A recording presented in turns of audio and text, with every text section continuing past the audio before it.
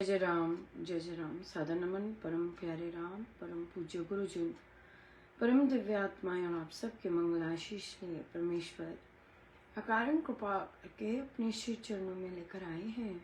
उनका बारंबार धन्यवाद, अनंत बार धन्यवाद, अनंत बार धन्यवाद। गुरुजनों की अकारण कृपा से वे हमें इस समय मन के रूपांतरण में लेकर आ रहे हैं। उनका बारंबार धन्यवाद, बहुत बहुत धन्यवाद, बहुत बहुत धन्यवाद।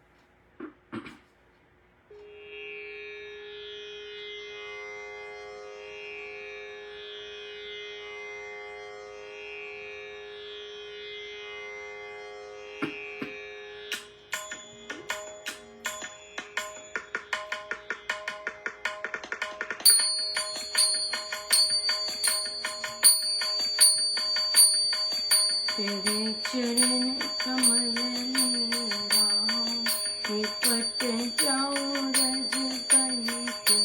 तेरे चरण कमल में राम, निपट जाऊं रज बन के। तेरे चरण कमल में राम, निपट जाऊं रज बन के।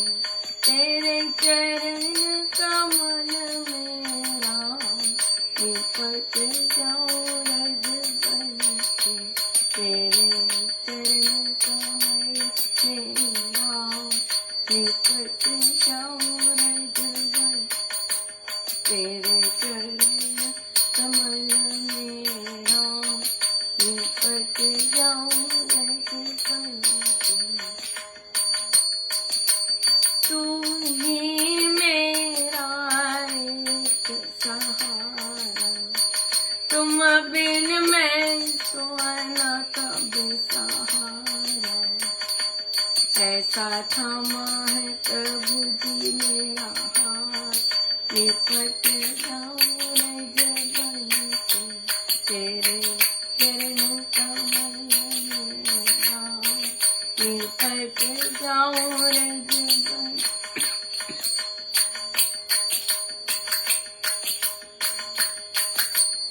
आपके नाम से है प्रीति प्रभु जी, आप बिन नाम चाहूं मैं तो कुछ भी।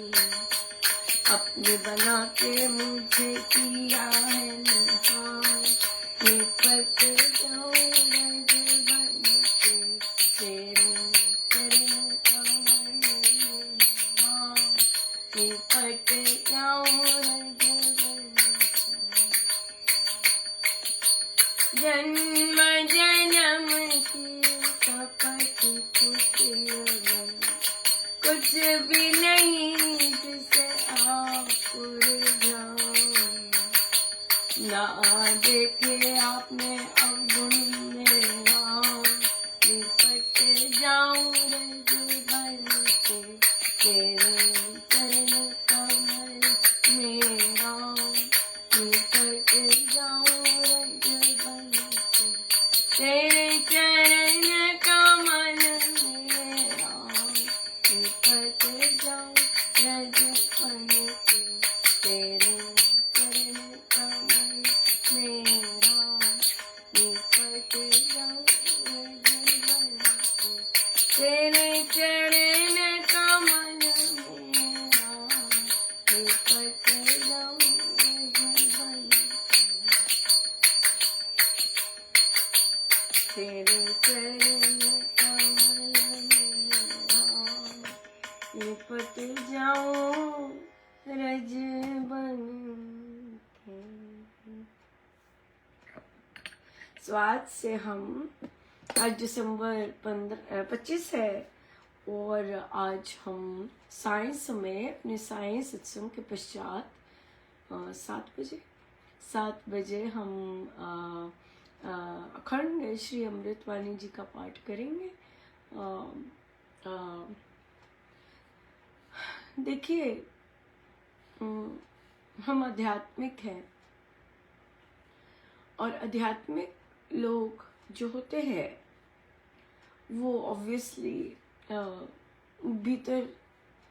भीतर की उमंग, भीतर की तिरंगे उस तरह से ज़्यादा होते हैं rather than कि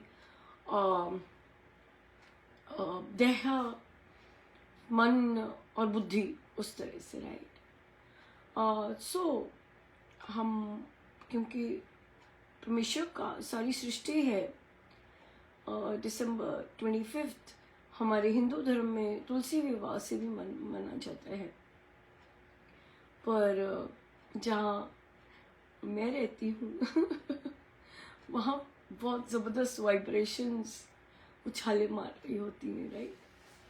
इस दिन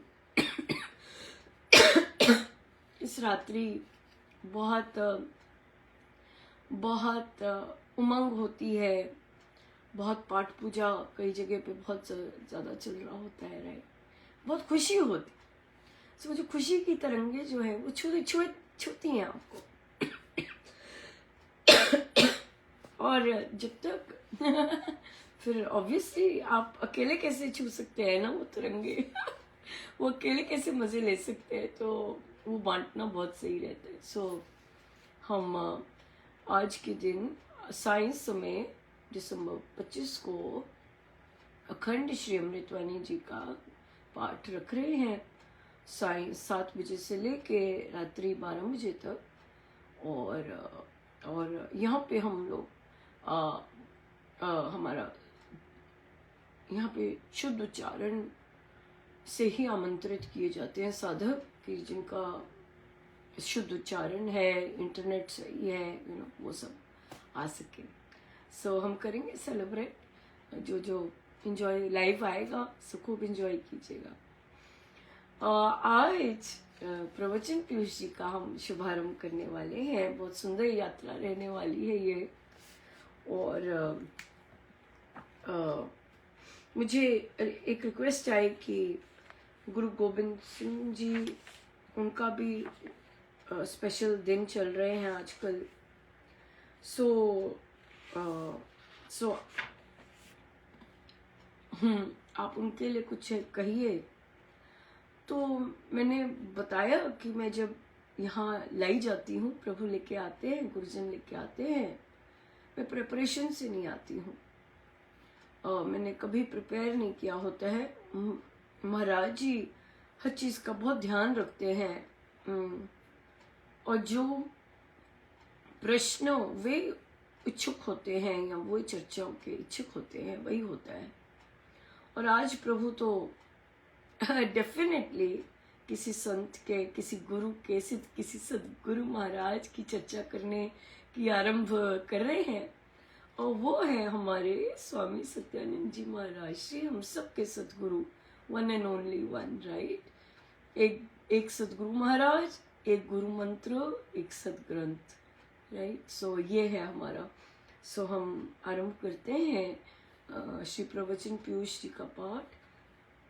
और सर्वशक्तिमते परमात्मने श्री रामाय नमः। प्रार्थना। हे तेजोमय परमेश्वर, हमें इस संसार की यात्रा में सफलता के लिए सुपथ पर चलाइए। हमारी दुर्बलताओं को आप जानते हैं, अपने कुटिल रूपमय पापों को दूर करने में हम असमर्थ हैं। ऐसी शक्ति दीजिए कि हम उन सब से पार पा सके। तेरी कृपा अनंत है, तेरी कृपा हमें सदैव उठाती रही है। हम तेरी कृपा का कभी ऋण नहीं चुका सकते। तेरे मंगलमय द्वार पर ये नमस्कार स्वीकार हो। उपनिषद मंत्र का सार है ये। साधना सत्संग ग्वालियर, दिनांक 24 अक्टूबर 1957।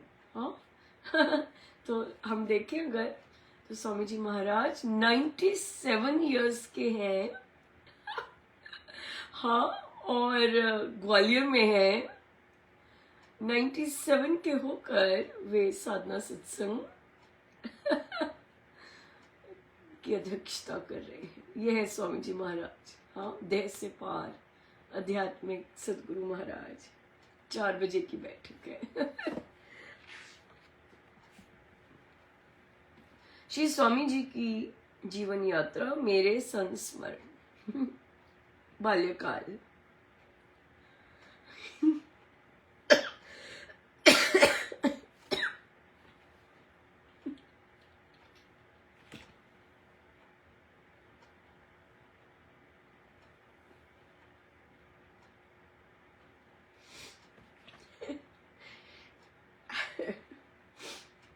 इससे सौभाग्य क्या होगा कि महाराज और न जाने कौन कौन पधारे कि उनकी जीवन गाथा सुनने के लिए।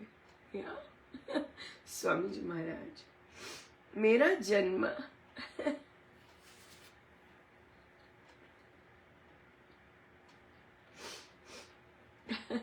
मेरा जन्म विक्रमी संवत 1918 तदनुसार शुक्रवार 26 अप्रैल 26 अप्रैल सन 1861 की चैत्र पूर्णमासी को एक मोहियाल ब्राह्मण के घर हुआ। ब्राह्मण है महाराज। 26 अप्रैल। जन्म का समय 5 बजे प्रातःकाल था। मेरा जन्म स्थान रावलपिंडी जिले का एक छोटा सा ग्राम जग्गू का मोरा, पश्चिमी पंजाब पाकिस्तान है। परंतु मेरा पालन पोषण जम्मू राज्य में झेलम नदी के निकट नाना के पास अंकरा नामक गांव में हुआ। मेरी स्मृति से पूर्व ही मेरे माता पिता का शरीर शांत हो गया था। इस कारण मेरा पालन पोषण मामा के घर ही होता रहा। मैं अपनी माँ का अकेला पुत्र था। मुझे अपने माता पिता की आकृति स्मरण नहीं। हाँ, मुझे दादी से मिलने की एक बार की याद है। नाना के यहाँ मुझे लक्ष्मण कहकर पुकारते थे। दादा के यहाँ दूसरा नाम था गोविंद। माता पिता के प्यार का मुझे स्मरण नहीं। मेरे लिए तो मामा मामी ही सब कुछ थे। इतना अवश्य बताया था कि मैं अपने माता पिता की बड़ी आयु में पैदा हुआ था। मेरी नानी ने कोई 6 वर्ष तक मुझे पाला, फिर वह भी चोला छोड़ गए। इस समय मेरी आयु कोई 10 वर्ष की थी। अब मेरा संसार में कोई नहीं रहा। कुछ वर्ष इधर उधर भटकते हुए पलता रहा। मेरा यह समय अत्यंत कष्ट में तथा रूल खुलकर बीता। यहाँ पर हम बच्चों के साथ भी जब महाराज श्री की जीवन गाथा करते हैं, पॉज लेते हैं कि 10 वर्ष की आयु में माता पिता के ना होना, सर पे कोई नहीं, छत ना होना, कैसा लगता है बच्चों को? हाँ, हम सबको कैसा लगता है। बड़े हम लोग एडल्ट्स हैं। हाँ, एक 10 वर्ष का बच्चा, दुनिया में कोई नहीं। हाँ, और कहाँ होते हैं, गांव में कई बच्चे ऐसे होते हैं, शहरों में कितने बच्चे ऐसे होते हैं। हमारे स्वामी जी महाराज भी 10 वर्ष तक कैसे रहे, ये आज के दिन चिंतन कीजिएगा। कितने सौभाग्यशाली रहे हैं कि परमेश्वर ने सिर्फ छत दी, न खाने की चिंता, न पहनने की चिंता, ना स्कूल जाने की चिंता, ना स्कूल की फीस देने की चिंता, ना बीमार होने की चिंता। हाँ, मम्मा कफ हुई हुई है तो मम्मा ने कितने डिफरेंट डिफरेंट व्यंजन बना के देगी, क्या क्या काढ़े देगी, क्या क्या कुछ भी देगी, एज कंपेयर टू वह बच्चा 1871 में एक 10 साल का बच्चा जिसके सिर पे ना छत है, ना कोई गले लगाने वाला है, ना पता है अगली रोटी कैसे मिलेगी, ना पता है कि ये कपड़े फट गए तो अब दूसरे कपड़े मैं कहाँ से लाऊंगा, और ना ही पता है कि अगर खांसी आ रही है तो मुझे क्या करना है, और ना जाने कितने दिन भूखे रहते होंगे और कितने दिन बिना भोजन के, और कैसे भोजन लेते होंगे। मेरी गारंटी है कि महाराज मांगते नहीं होंगे, कोई दे देता होगा तो खा लेते होंगे।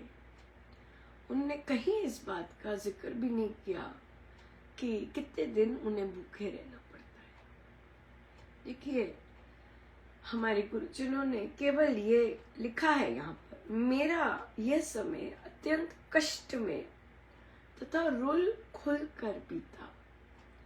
हाँ, सो हम नहीं जानते, बहुत अत्यंत कष्ट में एक 10 साल के बच्चे के ऊपर क्या पहाड़ गिर पड़ा। तो बच्चे पूछते हैं कि फिर स्वामी जी महाराज तो बच्चे थे, उन्होंने किसी का क्या बिगाड़ा कि उनके साथ इस तरह की घटना घटी। हाँ, तो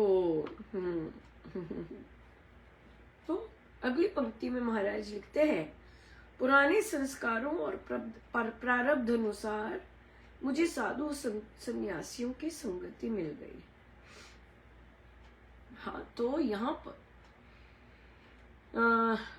जिसका जन्म हुआ है, जिसको ये देह मिली है, वो अपने साथ कोई ना कोई प्रारब्ध लेके आया है।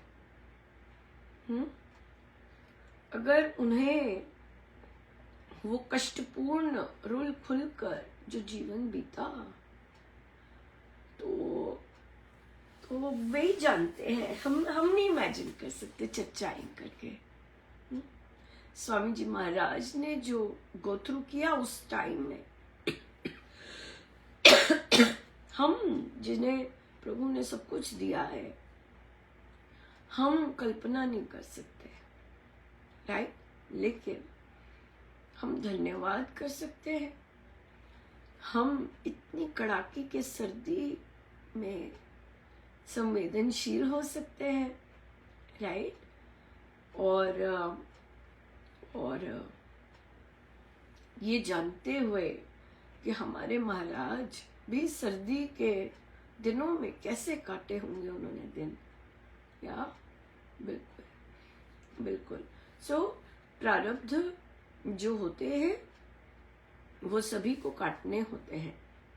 हाँ, और कैसे कोई काटता है, कैसे उन प्रारब्धों से कोई सीखता है, ये अनुभव बनते हैं फिर जाके। हाँ, इस समय तक महाराज का कुछ नहीं है, बिल्कुल। लेकिन एक चीज है यहाँ जरूर, महाराज को पढ़ने का बहुत शौक। प्रारब्ध अनुसार मुझे साधु सन्यासियों की संगति मिल गई, फिर भी प्रयास यही रहा कि विद्वानों से स्थान स्थान पर जाकर संस्कृत का अध्ययन करूं। सो जिन सद्गुरु महाराज को पढ़ने का इतना शौक, वे सद्गुरु महाराज छोटे बच्चों के लिए क्यों नहीं कुछ प्रबंध करेंगे? प्रश्न ये आता है। और इसी के कारण उन्होंने हम सब पर कृपा की कि छोटे से नन्हे बच्चों से के लिए उन्होंने ये पुस्तकें लेके आए। हाँ, जो कि छोटे छोटे बच्चे अपने मम्मी पापा के साथ पढ़ सकें और स्वामी जी महाराज उनको देखकर भरपूर आनंद लें। जब साधक अपने बच्चों के साथ स्वामी जी महाराज के ग्रंथों को और पुस्तकों को, उनके जीवन को पढ़ते हैं, चर्चा करते हैं, कितने आनंदित होते होंगे। जो चीज उन्होंने मिस की, जिस चीज का उनको इतना ज्यादा इच्छा रही अपने जीवन काल में, और बचपन जो उन्होंने इतना रुल खुल के और कष्टदायी काटा, वे क्यों नहीं छोटे छोटे बच्चों के लिए लाएंगे पुस्तकें। और वे लाए, कोई माने ना माने जिन्होंने उन पुस्तकों से पाया है, जो आज भी वे लेके दूसरों को बांटते हैं, बच्चों को हम जानते हैं। स्कूलों में, डिफरेंट शहरों में बटी हैं ये पुस्तकें। और स्वामी जी महाराज की पुस्तक तो 5 बार रिप्रिंट के लिए गई है। ये कोई साधारण बात नहीं है, ये स्वामी जी की है कि स्वामी जी की स्वयं अपनी इच्छा हुई तो तभी बच्चों के लिए ये लेके आए, है ना। क्योंकि नई जनरेशन को तो पता होना चाहिए ना, और स्वामी जी स्वयं उन्हें पढ़ाते हैं और उन तक पहुंचते हैं। ये हमारा परम सौभाग्य है कि महाराज ने इतनी कृपा बच्चों पे की है ना, बहुत ज्यादा। आज का हमारा प्रश्न आया कि हमारी अनप्लैन्ड प्रेगनेंसी हुई, लेकिन उसके साथ बहुत सारी कॉम्प्लिकेशंस आ गई। अनप्लैन्ड थी, हम चाहते बिल्कुल नहीं थे।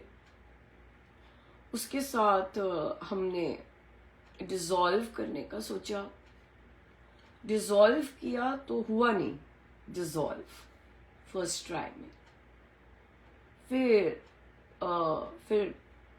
क्योंकि वो बहुत पोर्शन रह गया, मेडिसिन से गया नहीं, तो फिर हमने प्रॉपर अबॉर्शन की, क्योंकि उसमें कॉम्प्लिकेशंस भी थी। तो प्रश्न आया कि क्या ये महाराज की इच्छा थी या हमारी इच्छा थी। क्योंकि उन्होंने कहा कि मेरे हस्बैंड बिल्कुल नहीं चाहते थे, तो उन्होंने कहा नहीं, हम अबॉर्शन करवाएंगे। तो कहते, जब मैंने अपने हस्बैंड से पूछा तो वो कहते हाँ महाराज की इच्छा थी। लेकिन साधिका जी कहती हैं कि मुझे नहीं पता, मुझे कहीं लगा कि हमारी इच्छा है और हमारी इच्छा से ये हुआ है। देखिए, इस तरह की चीजें हो गई हैं तो उसके बाद उसके बारे में सोचना ठीक नहीं रहता, राइट। और फिर जो तो समर्पित होते हैं तो उनके मन में फिर वैसी बातें आने लग जाती हैं, फिर वैसे एक्शन होने लग जाते हैं। वे तो फिर समर्पित होते हैं और वो समर्पित होकर ही सारी विधि बन रही होती है। जो नहीं हो या जो मान रहे होते हैं, उनका अपना कर्म होता है। तभी कितनी कॉम्प्लिकेशंस, कभी कितना कष्ट झेलना पड़ता है, उसी थोड़े टाइम में ही कितना कुछ झेलना पड़ता है। और रही बात, वो जो भीतर जन्म रहा था उसका समय उतना ही था, उसने बस उतनी देर के लिए ही देह लेनी थी अंदर, जितनी भी ली, या किसी देह में आना था उतने पल के लिए, और फिर उसने जाना था। वो सारी की सारी लीला ऐसी रची जाती है परमेश्वर के। फिर डिसीजंस ऐसे होते हैं कि, और वो सोल वहां पे उस टाइम के लिए आती है जहां पे ऐसा होना होता है, क्योंकि उसका समय इतने देर का है। जो हस्बैंड है ना, उसने कुछ कष्ट झेला, ना उस उन्होंने सिर्फ यही किया कि हाँ भाई पत्नी को कष्ट हो रहा है, लेके जाना है, फिर ये सब रहा। लेकिन जो पत्नी ने झेला उसके अपने अपने जो कर्म है वो मिटे, और सब कुछ हम तो हर रोज ही महाराज कहते हैं हर रात को जो भी हुआ परमेश्वर के श्री चरणों में अर्पण करके सो जाइए। और जब अर्पण हो गया तब वो हमारा नहीं रहा, ना एक्शन हमारा रहा ना सोच। तो सब कुछ जब प्रभु के श्री चरणों में रात को हर कर्म अर्पण कर देते हैं, अब वो समाप्त हो गया, अब वो मेरा नहीं है। ऐसे करना महाराज ने प्रवचन में कहा है, राइट। सो बहुत बहुत धन्यवाद गुरुजनों का। आइए हम सीधे होके बैठे।